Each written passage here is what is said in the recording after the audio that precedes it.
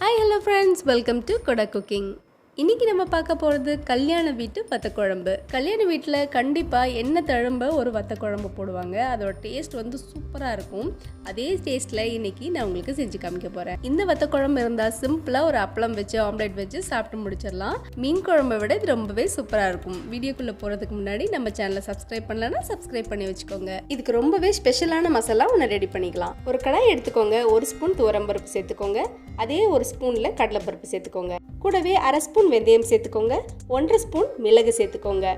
இது கூடவே 1 table spoon மல்லியும் கூடவே சேர்த்துக்கோங்க, 1/2 ஸ்பூன் ஜீரகம் சேர்த்துக்கோங்க, 1/2 ஸ்பூன் பச்சரிசி கூடவே சேர்த்துக்கோங்க. இது கூடவே 6-7 வரமிளகா சேர்த்துக்கோங்க. இது எல்லாமே லோ ஃப்ளேமில் வச்சுட்டு வெறும் வானலியில் வதக்கி எடுத்துக்கோங்க. ஆறுனதுக்கப்புறம் மிக்ஸி ஜாரில் சேர்த்துட்டு இது மாதிரி பவுடராக அரைச்சி எடுத்துக்கோங்க. இப்போ வத்த குழம்பு செய்ய ஆரம்பிக்கலாமா? ஒரு கடாய் எடுத்துக்கோங்க, 2 டேபிள் ஸ்பூன் நல்லெண்ணெய் யூஸ் பண்ணிக்கோங்க, ரொம்ப டேஸ்டியாக இருக்கும். கூடவே 1 ஸ்பூன் கடுகு சேர்த்துக்கோங்க, 1 ஸ்பூன் கடலைப்பருப்பு சேர்த்துக்கோங்க, ஃப்ரெஷ்ஷான கருவேப்பிலை ஒரு கைப்பிடி சேர்த்துக்கோங்க.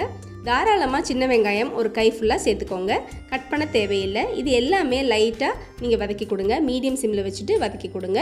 சின்ன வெங்காயம் நல்லா வதங்கி வரும், ஒன்று சேர்த்து நல்லா கலந்து கொடுங்க. இப்போ சின்ன வெங்காயம் நல்லா இது மாதிரி வதங்கி வந்ததுக்கப்புறம் பெரிய நெல்லிக்காய் சைஸ் புளி எடுத்து ஊற வச்சு கரைச்சி வச்சுருக்கேன், அதையும் சேர்த்துக்கலாம். கூடவே தேவையான கல்லுப்பு சேர்த்துட்டு 1 ஸ்பூன் மஞ்சத்தூள் சேர்த்துட்டு கலந்து விட்டுட்டு மூடி வைங்க. 1 நிமிஷம் இருக்கட்டும், புளியோட பச்சை வாசனை எல்லாம் போயிடும். இப்போ பாருங்கள், நல்லா கொதி வந்து புளியோட பச்சை வாசனை எல்லாம் போயிடுச்சு. இப்போ நம்ம அரைச்சி வச்ச மசாலாவை அப்படியே இது கூட சேர்த்துக்கலாம். லைட்டாக கலந்து விடுங்க. இது கூட 1 துண்டு வெல்லம் சேர்க்க போகிறோம். வெல்லம் வந்து நல்லா டேஸ்ட்டை இன்க்ரீஸ் பண்ணி உங்களுக்கு கொடுக்கும். கூடவே 1/2 ஸ்பூன் பெருங்காயம் இது கூட சேர்த்துக்கோங்க. இப்போதான் இந்த புளிக்குழம்புக்கு ரொம்ப முக்கியமான இன்க்ரீடியன்ட் சேர்க்க போகிறோம். இது மாதிரி ஒரு பேன் எடுத்துட்டு 1 டேபிள் ஸ்பூன் நல்லெண்ணெய் சேர்த்துட்டு கை நிறைய பூண்டை இது கூட சேர்த்துக்கோங்க. பூண்டை நான் நீல வாக்கில் கட் பண்ணி சேர்த்துருக்கேன், நீங்கள் அப்படியே கூட சேர்த்துக்கலாம். லைட்டாக வதக்கி கொடுங்க, அந்த பூண்டோட வாசனை நல்லா வரணும். இது கூடவே சுண்டக்காய் வத்தலை சேர்க்க போகிறோம். நம்ம 1 கப் சுண்டக்காய் வத்தலை இது கூட சேர்த்துக்கோங்க. எண்ணெயில் நல்லா வதக்கி எடுக்கும் போது அதோட கசப்புத்தன்மை எல்லாமே போயிடும். இது எல்லாமே மீடியம் சிம்மில் வச்சுட்டு பண்ணுங்க, அப்போ தான் நல்லா வாசனையாக இருக்கும். நல்லெண்ணெயில் இந்த பூண்டும் சுண்டக்காய் வத்தலும் நல்லா வதங்கிருச்சு. இப்போ குழம்பு இன்னொரு சைட் கொதிச்சிட்டு இருக்கு, அது மேலே அப்படியே கொட்டிடலாம். முக்கியமாக நம்ம அரைச்சி போட்டிருக்க மசாலா, கடைசியாக நம்ம போட்ட பூண்டு வத்தல் எல்லாமே உங்களுக்கு டேஸ்ட் சூப்பராக இருக்கும். 1 நிமிஷம் லோ ஃப்ளேமில் வச்சு மூடி வைக்கும் போது இந்த எண்ணெய் எல்லாம் பிரிஞ்சு வெளியில் வந்துடும்.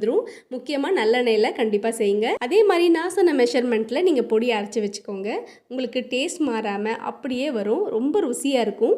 சூடான சாதத்துக்கு இது விட்டு சாப்பிடும்போது அவ்வளோ டேஸ்ட்டாக இருக்கும். புளி சேர்க்கும் போது 1 துண்டு வெல்லம் மறக்காமல் சேர்த்துக்கோங்க, அதோட டேஸ்ட் இன்னும் உங்களுக்கு ஜாஸ்தியாக இருக்கும். இது போல் இன்ட்ரெஸ்டிங்கான ரெசிபிக்கு நம்ம சேனலை சப்ஸ்கிரைப் பண்ணி வச்சுக்கோங்க. உங்கள் ஃப்ரெண்ட்ஸ் அண்ட் ஃபேமிலிக்கும் ஷேர் பண்ணுங்கள். தேங்க்ஸ் ஃபார் வாட்சிங். பாய்.